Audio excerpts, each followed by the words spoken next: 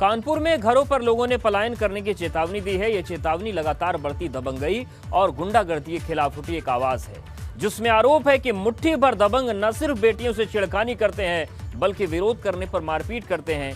वहीं पुलिस पर भी परिवारों ने गंभीर आरोप लगाए हैं। इसके बाद आरोपियों के खिलाफ मामला दर्ज कर लिया गया है। देखिए दहशत के दुशासन से बचाओ।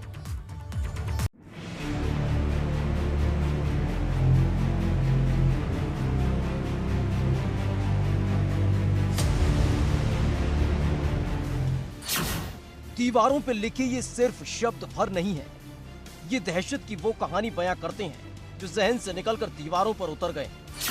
दबंगों के खौफ में कई परिवार, छेड़खानी का विरोध करना पड़ा महंगा, घर में घुसकर मारपीट करने का आरोप। दबंगों के खौफ से इलाके में दहशत।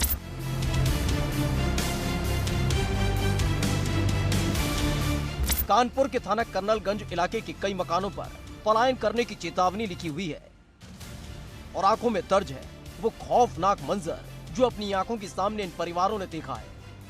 आरोप ये है कि इलाके में दबंगों का खौफ कायम है और विरोध करने पर जान से मारने की धमकी देते हैं। दरअसल पीड़ित परिवारों का आरोप है कि इलाके का रहने वाला आफ्ताब नाम का गुंडा आए दिन दबंगई करता है, लड़कियों से छेड़खानी करता है, डराता है, धमकाता है और आरोप है कि वो अकेला नहीं है बल्कि उसी के समुदाय के लोग आए दिन धमकी देते हैं। इन लोग जो है हमको बहुत परेशान किए हैं कि अपने घर छोड़ करके चले जाइए, यहाँ न रहिए, नहीं तो केस वापस लीजिए, धर्म परिवर्तन करिए। ये सब बहुत कुली बातें आ रही है। छेड़खानी का विरोध करना पड़ा महंगा।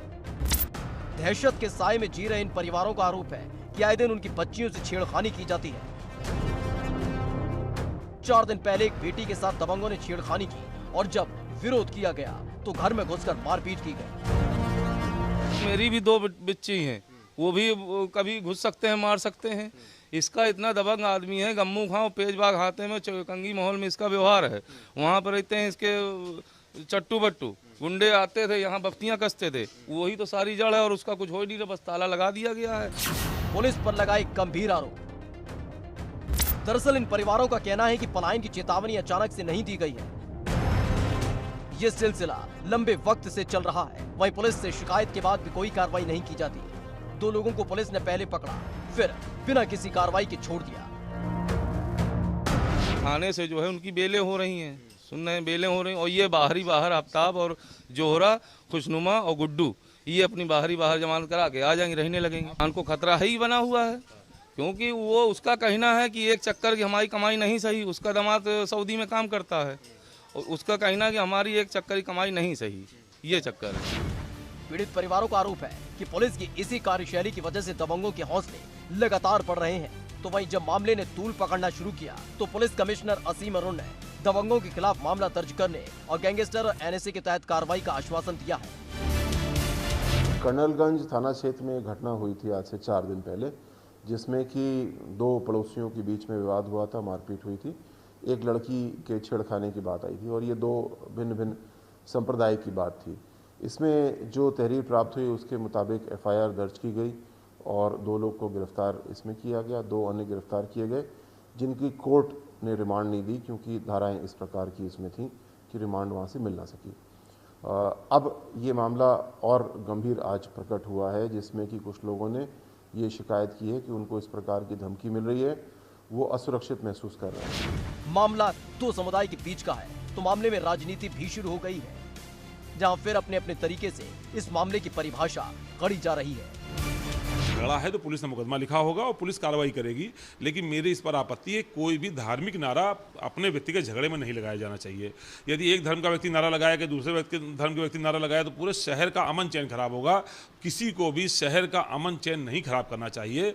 यदि कोई झगड़ा है तो पुलिस बैठी है, पुलिस से न्याय की उम्मीद करनी चाहिए और पुलिस अगर न्याय नहीं कर रही है तो हम जनप्रतिनिधि बैठे हैं, हम लोग पुलिस से न्याय की बात कर सकते हैं। इस मामले में जरूर पुलिस देर से जागी, जरूर इस मामले में सियासत को खुद के संवर जाने का हुनर नजर आता है, लेकिन अब भी ये 10 परिवार ऐसे हैं जो दहशत के साए में जी रहे हैं और अपनी मजबूरी को बताने से बेहतर लिखना मुनासिब समझा है। ऐसे मनभर और दबंगों के खिलाफ पुलिस का चाबुक चलना चाहिए जो इलाके में तनाव पैदा करते हैं। फिलहाल पुलिस मामला दर्ज कर आरोपियों की तलाश में जुट गई है। लड़कियों की इज्जत बचाने के लिए, घर की इज्जत बचाने के लिए अब घर वालों ने ये फैसला कर लिया है कि अब वो यहाँ से जाएंगे। दूसरी बात ये भी निकल के आ रही है कि जो धमकाने वाले लोग हैं, आफ्ताब समेत कई लोग हैं, वो ये भी कह रहे हैं कि सरकार जाएगी, उसके बाद हमारी सरकार आएगी और उसके बाद जीना मुहाल कर देंगे। जान का खतरा जब मंडराने लगता है तो व्यक्ति पलायन को मजबूर हो जाता है और कानपुर के इस इलाके में इन हिंदू परिवारों ने भी यह तय कर लिया है कि अब वो अपनी जान बचाने के लिए यहाँ से मोहल्ला छोड़ करके चले जाएंगे, लेकिन धर्म परिवर्तन नहीं करेंगे। कानपुर से कैमरामैन पंकज निगम के साथ रतीश त्रिवेदी, एबीपी गंगा।